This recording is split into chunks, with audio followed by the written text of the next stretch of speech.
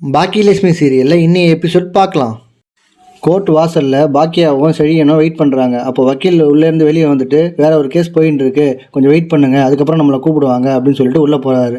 அப்போது அங்கே எழில் வராரு. இதை பார்த்த பாக்கியா, எழில் நீ என்ன பண்ணுறீங்க அப்படின்னு கேட்குறாங்க. அவர் சொல்கிறாரு, செழியனுக்கு சப்போர்ட்டாக சும்மா வந்தேன் அப்படின்னு சொல்லிட்டு இருக்காரு. அங்கே ஜெனியோட அப்பாவும் ஜெனியும் கோர்ட்டுக்கு வராங்க. இதை பார்த்த எழில் ஜெனிகிட்ட போய் பேசுகிறாரு. அப்போது ஜெனியோட அப்பா ஜெனிகிட்ட, இவங்ககிட்டலாம் உனக்கு என்ன பேச்சு, முதல்ல நலம் விசாரிப்பாங்க, அப்புறம் செழியன் வந்து ரொம்ப நல்லவன் அப்படின்னு சொல்லிட்டு சொல்லுவாங்க. உங்கள் மொத்த குடும்பமே இதை தான் பண்ணிட்டு இருக்கீங்க, இந்த மாதிரி கேடுகட்ட வேலையை தான் உங்கள் குடும்பம் பண்ணிட்டு இருக்கீங்க அப்படின்னு சொல்லிட்டு ஜெனியோட அப்பா ரொம்ப கோவமாக சொல்கிறாரு.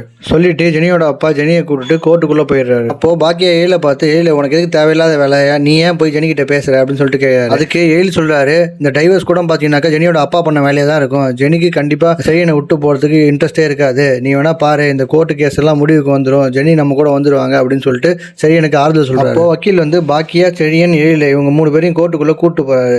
ஜெனியோட வக்கீல் செழியனை பார்த்து, இவர் கல்யாணம் ஆகி ஒரு நாள் கூட என் கட்சிக்காரனுக்கு மரியாதை கொடுத்ததே கிடையாது, டெய்லியும் ஒரு பிரச்சனையோட வந்து சண்டை போடுறதா இவர் வேலையாகவும், அது இல்லாமல் வீட்டில் இருக்க ஒரு பொருளுக்கு கொடுக்குற மரியாதை கூட என் கட்சிக்காருக்கு இவர் கொடுத்ததே கிடையாது, இதெல்லாம் தாண்டி என் கட்சிக்காரர் ரொம்ப பொறுமையாக அவரும் இருந்தாங்க, இதுக்கெல்லாம் காரணம் செழியன் அவர் கூட ஒரு ஒர்க் பண்ணுற ஒரு பொண்ணு கூட தொடர்பில் இருந்தார், அதுதான் இதற்கான காரணமேவும், அதனால தான் அவர் இது மாதிரிலாம் பண்ணிட்டு இருந்தார் அப்படின்னு சொல்லிட்டு அடுக்கடுக்கான குற்றச்சாட்டுகளை செழியனை நோக்கி வைக்கிறாரு. ஜட்ஜி செழியனை பார்த்து, ஏன்பா உன் மேலே இவ்வளோ குற்றச்சாட்டாக வைக்கிறாங்களேப்பா, நீ என்னப்பா சொல்கிற அப்படின்னு சொல்லிட்டு செழியன் கிட்டே கேட்குறாரு. அதுக்கு செழியன் சொல்கிறாரு, சார் நான் நிறையா தப்பு பண்ணியிருக்கேன், இப்போ நான் மனம் திருந்தி எல்லாத்தையும் விட்டுட்டு நான் இப்போ கூணு குறுகி நிற்கிறேன், எனக்கு ஜெனி தான் சார் முக்கியம், ஜெனி கூட இருந்த வரைக்கும் எனக்கு அவளோட அருமை தெரியல, ஜெனி என்னை விட்டு விலகி போனோடனே எவ்வளோ இம்பார்ட்டன்ட் சொல்லிட்டு எனக்கு புரியுது அப்படின்னு சொல்லிட்டு அழுகுறாரு. அப்புறம் ஜட்ஜை பார்த்து செழியன் சொல்கிறாரு, சார் நான் எல்லா குற்றச்சாட்டையும் ஒத்துக்கிறேன், ஆனால் ஒரு குற்றச்சாட்டை கண்டிப்பாக நான் ஒத்துக்க மாட்டேன், எனக்கு ஜெனி மேலே அன்பு இல்லைன்னு சொன்னீங்கல்ல, அதை கண்டிப்பாக நான் ஒத்துக்கவே மாட்டேன், ஏன்னா நான் ஜெனி மேலே உயிரையே வச்சு அவளுக்காக தான் நான் இருக்கிறேன் அப்படின்னு சொல்லிட்டு கோர்ட்ல அழுது செழியன் கிட்ட, ஜெனி மேல உங்களுக்கு ஏதாவது கம்ப்ளைண்ட் இருக்கா அப்படின்னு கேட்குறாரு. அதுக்கு செழியன் சொல்றாரு, எனக்கு எந்த கம்ப்ளைண்ட்டும் கிடையாது சார், அது தங்கமான பொண்ணு, இந்த மாதிரி தங்கமான பொண்ணு யாருக்குமே கிடைக்காது, எனக்கு கிடைச்சிருக்கு, ஆனால் நான் வந்து விட்டுட்டேன் அப்படின்னு சொல்லிட்டு அழுகிறாரு.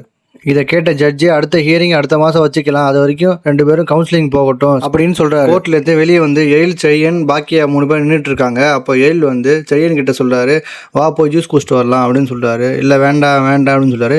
இல்லை எனக்கு வேணுமா அப்படின்னு சொல்லிட்டு கூப்பிட்டு போயிடுறாரு. கூப்பிட்டு போயிட்டு அங்கே பார்த்தா ஜெனி வந்து உட்காந்துருக்காங்க காரில். எழில் செழியன் கிட்ட அதை காட்டிட்டு, நீ போய் ஜெனி கிட்ட போய் பேசு, மனதை வந்து பேசு, என்ன பிரச்சனைனாலும் பார்த்துக்கலாம் அப்படின்னு சொல்லிட்டு சொல்கிறாரு. அதுக்கு செழியன் வந்து பயப்படுறாரு, அவங்க அப்பா வந்துடுவார், அவங்க அப்பா வந்துன்னா உண்டு இல்லைன்னு பண்ணுவார் அப்படின்னு சொல்லிட்டு ரொம்ப பயப்படுறாரு. அதுக்கு செழியன் சொல்றாரு, நீ கார் எடுத்துட்டு வெளியில போ, அவங்க அப்பா வரதுக்குள்ள போய் ஜெனி கிட்ட பேசிட்டு 2 பேரும் திருப்பி வந்துருங்க அப்படின்னு சொல்லிட்டு ஐடியா கொடுத்து 2 பேரையும் வலுக்கட்டாயமா கார் எடுத்துட்டு அனுப்பிச்சு வச்சிடறாரு. அனுப்பிச்சிட்டு பாக்கியாட்ட வந்து சொல்றாரு. சொன்ன உடனே பாக்கியா ரொம்ப கோவப்படுறாங்க. டேல் நீ முட்டாள்தனமான வேலை பண்ணிட்ட, இப்ப பாரு ஜெனியோட அப்பா வந்து வந்தானா நான் என்ன பதில் சொல்றது அப்படின்னு சொல்லிட்டு கேட்குறாங்க.